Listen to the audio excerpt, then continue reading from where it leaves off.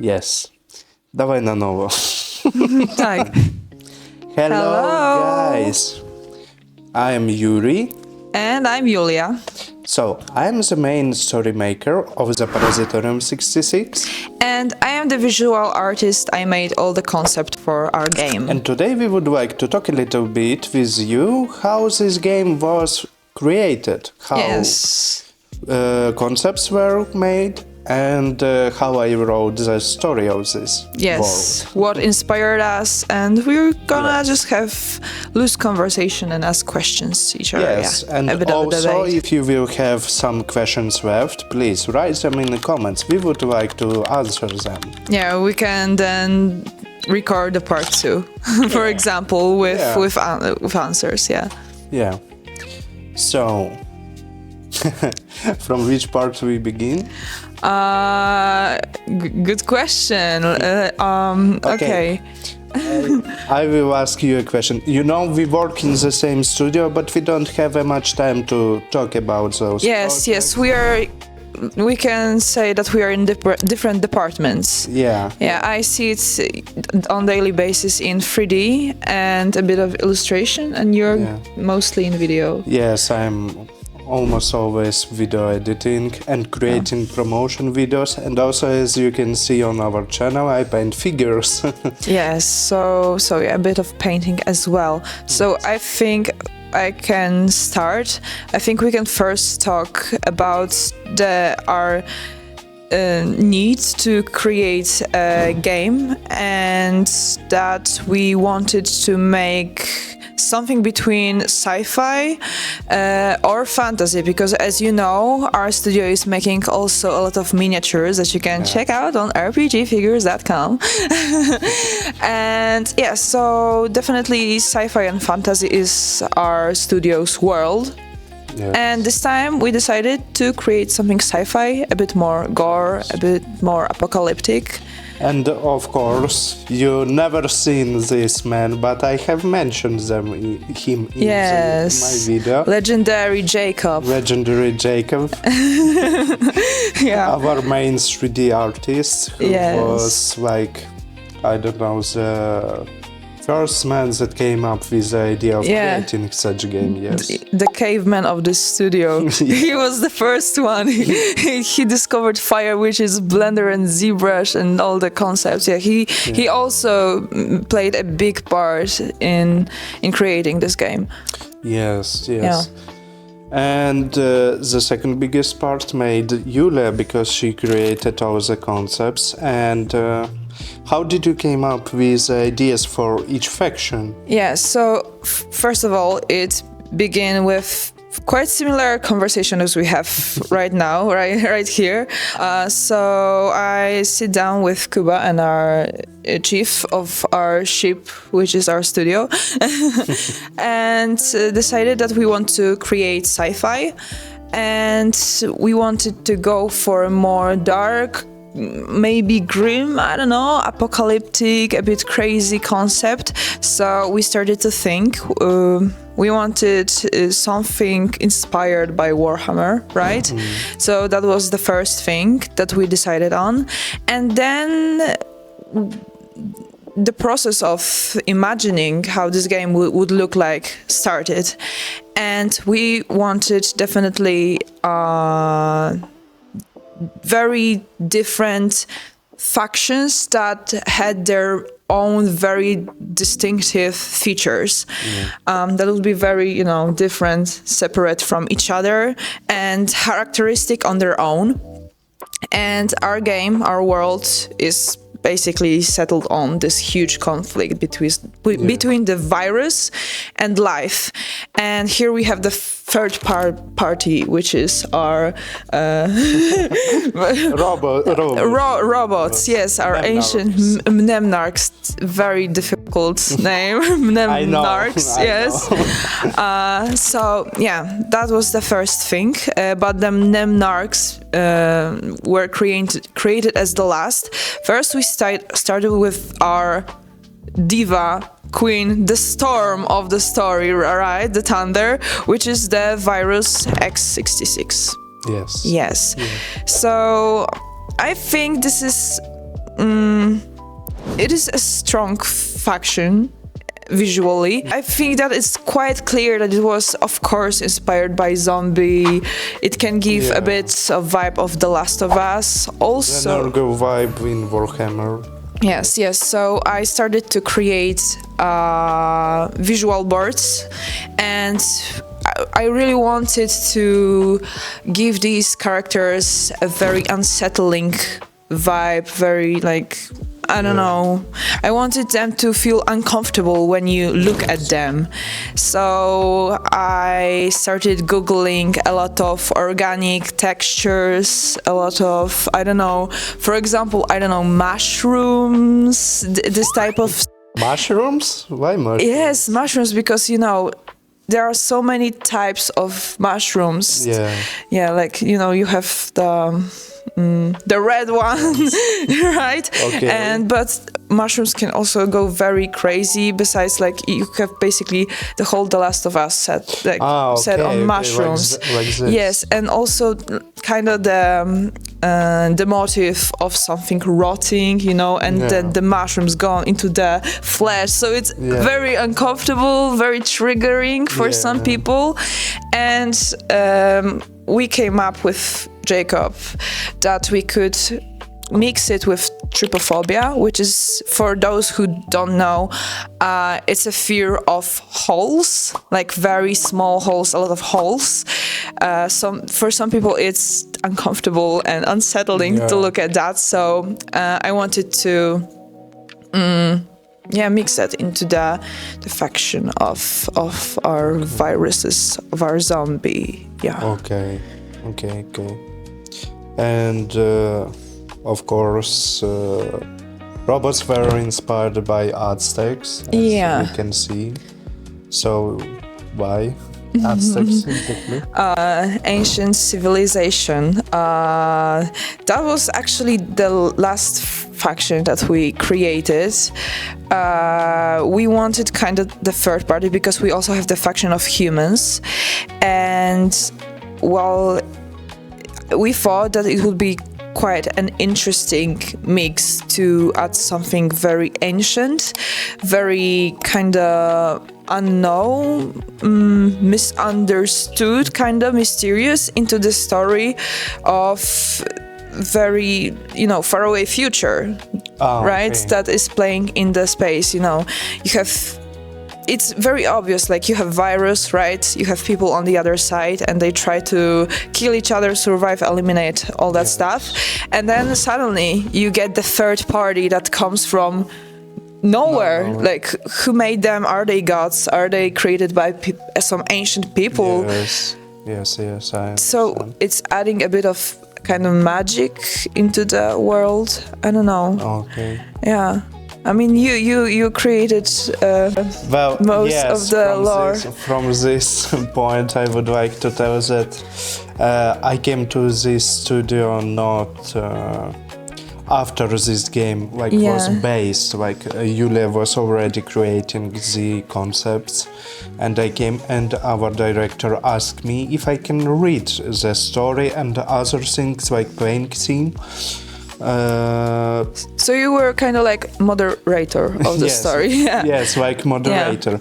And I just came and understood one thing, that the story was mishmash of different things, not exactly known from where that virus came, not exactly which factions, how did they appear. So it was quite a quest for me to imagine how I will see this world.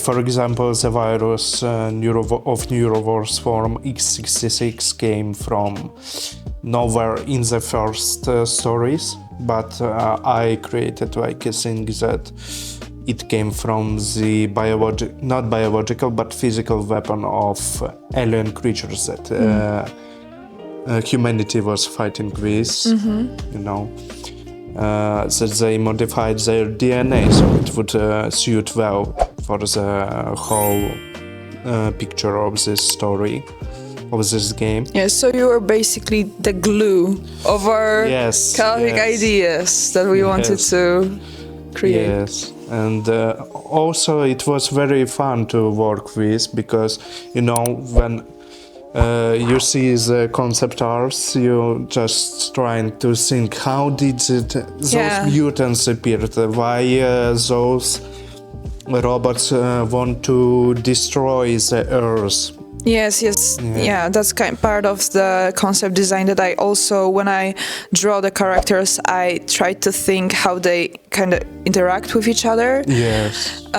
Why they have certain features, how would they use them in the battle, what is their function, like there's, besides just the visual part, there's a lot of also of thinking of how it will actually work and serve the story. Yes. Yeah. And it's quite complicated to create such a game as for me. Do you agree? Yes. Like from the very beginning of the concepts, from the very beginning of the story to the 3D models. And also then the stats, rules, strategy. A lot of playing, a lot of tests. For example, we have played today one game with... and we still have some things to change. So it's a process, definitely. Yeah. Yes, it's a very hard process and very time-taking process for us. And for both of us, for example, it was much longer as for example, Jacob, yes, because we started to creating the concepts. Then came a time to remake the whole story, and the figures were based on the final combination of these two things. Yes, sometimes it's that case that you add one element to the whole picture and then you need to adjust the rest to this one little element. Yes. And kind of the work starts from the beginning, but I mean it has both advantages and disadvantages, because it's kind of like every time you sit down to work on this project, you kind of discover the new thing. Yes. So and today was the same case that we played, and then we were like, oh, this could be a bit improved, Yeah. So So zombies now are a little bit of better. yes. After today's play, there will be definitely improved. Yes. So it's a very alive project that is living, and that is also our whole point of this game, that we want this game to not be something finished, and not in a sense that it's not finished as a project, but something open that has continuation. Yes. And that's why we care so much that it will also have community, possibly. And also we have some add-ons to this game also, if this project would shout. Yes, we have definitely a lot of ideas. Also made by me, and also they will suit perfectly to the whole story. Yes, tak, to the whole community. Yeah, so I think the main thing from the beginning was to be open to ideas from others. Yes, modifications, figures, all that stuff. Yes, and also about figures, was it hard for you, like mentally maybe, because you created concepts, to make them in 3D? Well, yes, I mean, I haven't sculpted every figure. Oh, yes. I drawn each one of them, but I think I sculpted the mantis from the zombies, right? Yes. What else? I think the drone from humans. So, well, it was definitely different from drawing them, because now you have to this 2D picture set into the 3D picture, and then I could notice that certain things that I put into the 2D concept didn't quite work as much in 3D program, so there had to be made some adjustments. But I think that's a normal part of the process. Yeah, that's what I said before. Like you add one element and then you have to adjust the rest of it. But what do you think? It would be harder for you to make them if you wasn't the concept artist? You mean if I would only sculpt them? Yeah. Yeah, definitely. Yeah. Because I mean, when I draw, I already have kind of this 3D imagination. Okay. I think a lot about shape when I draw. So probably it was easier for me to sculpt them than it was for Kuba. Okay. For Jacob. For Jacob. Okay, from our little boy Jacob. Okay. So, what about covers of the factions? The colors. Yeah. So again, we wanted our factions to be very separate, very distinctive. Yeah. So of course, if the factions of our virus of zombies was all about organic shapes and kind of discomfort and a bit of kind of looking at this transformed. Wait, I'm looking for a word. Deformed bodies that have different elements of spikes, like this purple bubbles. Yeah, that's also. And why, for example, you choose purple bubbles, not like red or orange, maybe? Okay, so. First thing, zombies are green because they just, it's a color of decay. Yeah, kind of. rotten flesh. Yeah, rotten flesh. But why purple? I think first of all, it looks good on green. Oh, okay. But that's the easiest question. I'm gonna dwell on it a bit more. I think purple is also, it's a weird color for anyone who dealt with it, knows that it's a difficult color, in that sense that it's kind of the color of bruises. It's very close to gray also, It's also like reminds you of something decaying again, of something different, like alien. Yes, and also we wanted still this virus to be a bit otherworldly. So why these bubbles, like cysts? Yeah, I think you can call it them cysts.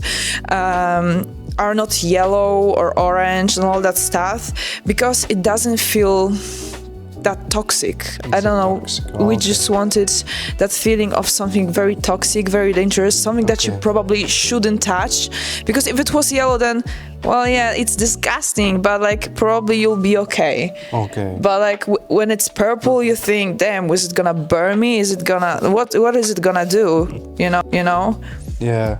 So I agree. Yeah, it's just purple is not a color that occurs naturally very often in nature. So that was our reason. Yeah. For that. For me, it was quite difficult to paint this violet color. Actually, I wanted to represent Yulia's concepts. Use the same colors. For example, Mnemonarchs and human soldiers were painted not in the 100% with me, by me, but zombies were fully painted by me, and it was very hard, to define. They have also like frog turtle skin, Yes. And it was very hard to define which is bruise and which is skin. Yes, that's another thing that when we, I mean, I need to tell that it took the most time to actually figure out the zombies, because we want them to be absolutely unhinged and fronting in the way they look. So they have elements of rotting, decaying. They have bubbles, they have spikes, they have teeth in places that probably they shouldn't have teeth. Yeah. Like in the Parasite. Yes, my favorite figure. they have holes in the skin. They have the elements of when you have beetles, right? The chromatic Yes. armor. Let's call it armor. So yeah, they are basically the mix of everything the most disgusting that you can find in nature, put into a humanoid creature. Yeah, with elements of clothing. So you have a bit of the idea that, hey, that disgusting, terrible, terrifying thing used to be human. Yeah. Like, you're like, dang. Or not only human, because in the story we have different, like, alien cultures. So who knows from which... Something alive. It was something alive. It was something alive. Yeah, so that's the thing. But, for example, humans wear icy things on their head. Yes, they have icy thing on their head. That's right. Yeah, and why icy? Why not, like, I don't know, maybe armored glass or something like that? So that was another thing with the concept of humans, because we worked on that with our chief, Jacob, and me, right? And we were thinking, okay, we need humans, something relatable, right, in the story. Like, that's kind of the basic you kind of want in the story, right? Something that you can relate to. And that's the sci-fi part also. And so we thought, okay, how can we make these humans interesting, basically? How can we twist their story a bit so it's a bit more entertaining and also mysterious? We didn't want them to be just, oh, they're humans from the future, they have they're from advanced civilization or something like that. We wanted also a grim story, because this is the civilization that happened to live in a very super difficult times, because virus X is not some random coronavirus that goes after a year. You know, it's something that really is kind of apocalyptic. So how they, yeah, so we thought, okay, how they would protect themselves from that. And we came up with this idea that when this virus came, that they just went hibernate to protect themselves from it. Okay. Yeah. Okay. You know, like they kind of close themselves. Yes, preserve their body, right, from this virus until they will not figure out the solution for this virus. But also, like, how do you figure out the solution for the virus while you are hibernating? So they kind of created this whole scientific thing that they can function, like their brains are still working while they are in the ice. Like they are not passive, they can still act. Yeah, so that's why they have cubes. Also, it feels a bit retro, I don't know, like retro-futuristic. it kind of. Yeah, personal question from me, was you was inspired by Mr. Freeze from DC, from Batman? You know, I don't even know how this character looks like. Yeah. Wow. So that was purely our original idea, I guess. If it now I want to kind of see it. Okay, you know, you can show me. No, but it was purely creation of our brains. I just draw a cube of ice. We were just looking kind of for an interesting shape for the character. That was also what we wanted. Something that would stand out, that wouldn't be so... So this is... Oh, okay. This guy. I think we had a concept that looked very similar to him. Okay. That this cube was smaller and it was less from the waist up, and it was just on the head, but then we changed it because we wanted like this. We like this big cubic shape. Okay. it felt like heavy. Well, I like the concepts and the figures very much of them. Like all the figures I like very much. But my favorites are the Common Soldier from Exosepultor from Humanity, Parasite from Neurovore Swarm, and of course our doggy from Mnemonarchs. Yeah, Mnemonarchs, yeah. Everyone likes dogs. Yeah, this figure is a mix of a panther, wolf, and dog, and a bit of cat, everything. Yes. Yeah, also we didn't want it to be so obvious. Okay. So it's we call it doggy, but it's kind of wolfish. And Blade Stormer from Mnemonarchs is Mick Jagger. Oh yeah. Yeah, that was not the plan, but when we added the golden cape, it kind of Mick Jagger.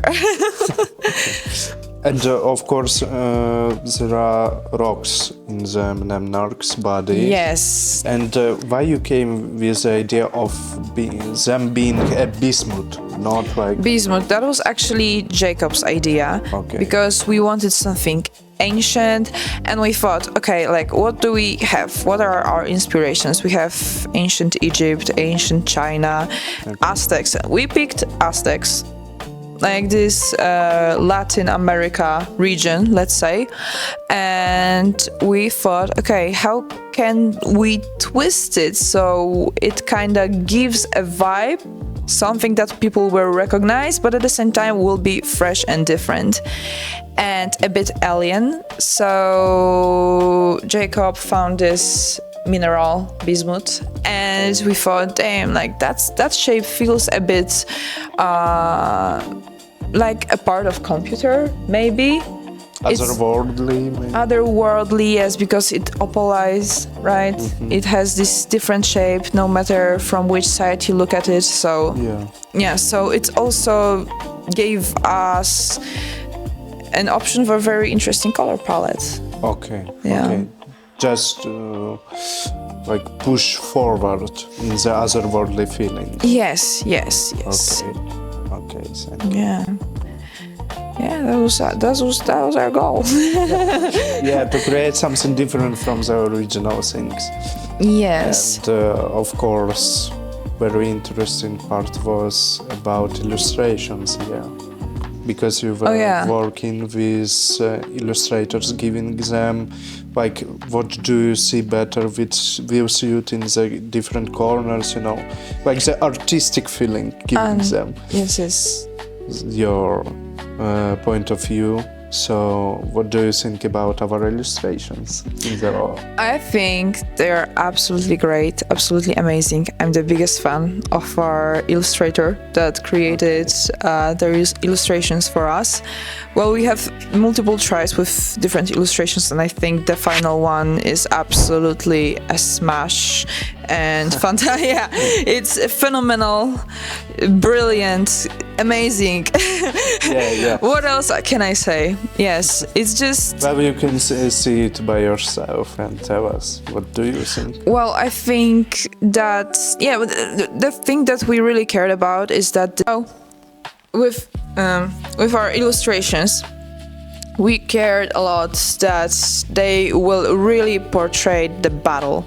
Like the real battle, that it will be dynamic, absolutely top tier, and I think we achieved that. Yeah, definitely. And of course, a little secret for you, before our final illustrations, we had like 3 or 4 more artists attempting to make for us a really good art, and they were totally destroyed by Yulia, because every of them had some problems. Like I remember about the composition, you know, about the coloristics. You was very like... Well, let's say we were just drunk, we were open, but we also had standards and vision. Yeah. So we were just looking, and why we are saying that just so you know that this project we cared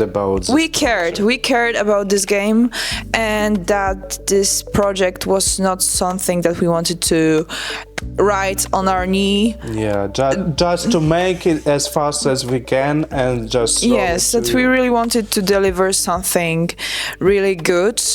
Yes. And we just So now you know that we are supervisors also for this game. We know Indeed. how to make better for you. That's true. That's right. So everything was a process. Everything needed improvement. Yes, everything cards, like find a good font to make a logo. This logo type was a very difficult thing. Like we were thinking, making it for maybe 2 months as we were changing it. Yes, because we are in the process. We are waiting still for illustrations, so that was another part. Yeah. It was these illustrations was. It was very time taking because a few artists didn't made their way to make them. We were waiting like for 2 weeks just to see an upgrade of sketch, not a full illustrations, not a made one. Yeah, that's another part that, like, as a small studio, we have kind of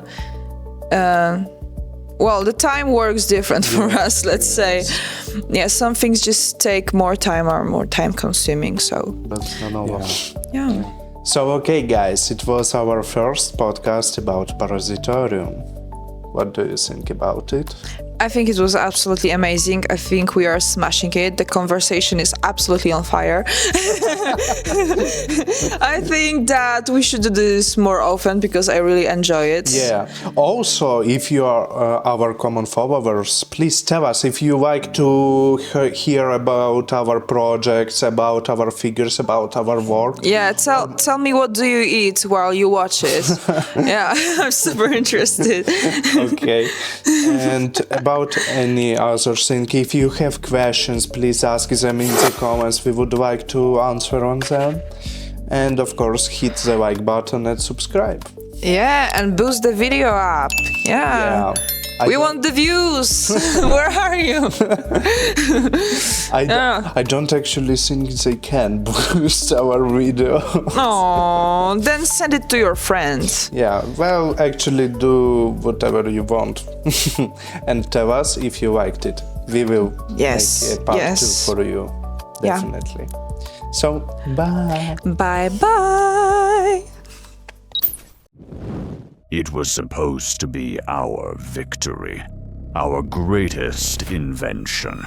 We created this virus to defeat our enemies, but it became the death of the entire galaxy.